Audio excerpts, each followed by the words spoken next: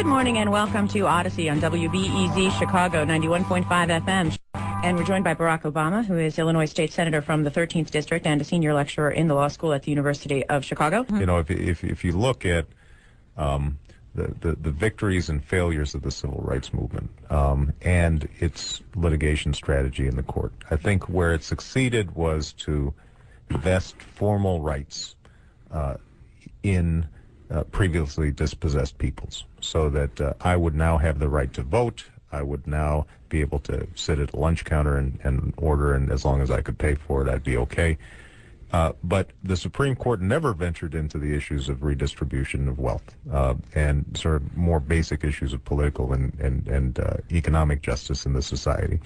And to that extent, as radical as I think people tried to characterize the Warren Court, it wasn't that radical. It didn't break free from the essential constraints that were placed by the Founding Fathers in the Constitution, at least as it's been interpreted, and Warren Court interpreted it in the same way, that generally the Constitution is a charter of negative liberties, says what the states can't do to you, says what the federal government can't do to you, but it doesn't say what the federal government or the state government must do on your behalf. And that hasn't shifted, and one of the, I think, the tragedies of the civil rights movement was because the civil rights movement became so court-focused, I think that there was a tendency to lose track of the political and community organizing and activities on the ground that are able to put together the actual coalitions of power through which you bring about redistributive change. And in some ways, we still suffer from that.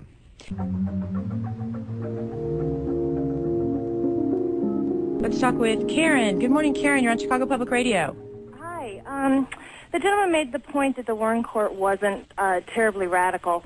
My question is, with economic changes, my question is it too late for that kind of reparative work economically, and is that the appropriate place for reparative economic work to take place? You mean the court? The courts, or would it be legislation at this point? Yeah, maybe I'm showing my bias here as a legislator as well as a law professor, but I'm not optimistic about bringing about major redistributive change through the courts. The institution just isn't structured that way.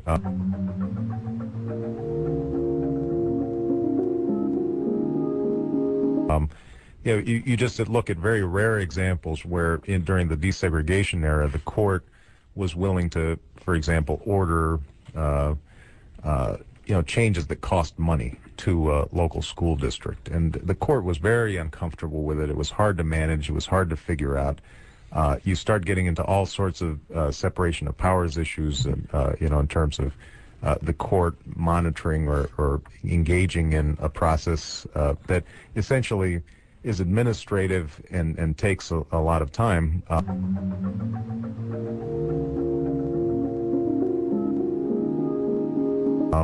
The court's just not very good at it, and politically, it's very hard to legitimize opinions from the court in that regard. So, I think that although you can craft theoretical justifications for it legally, I think you can.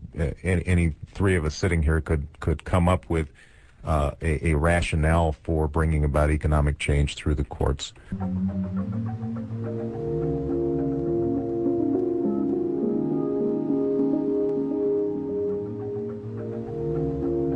Plan's going to tax me more, isn't it? It's not that I want to punish your success. I just want to make sure that everybody who is behind you, that they've got a chance at success too. I think when you spread the wealth around, it's good for everybody.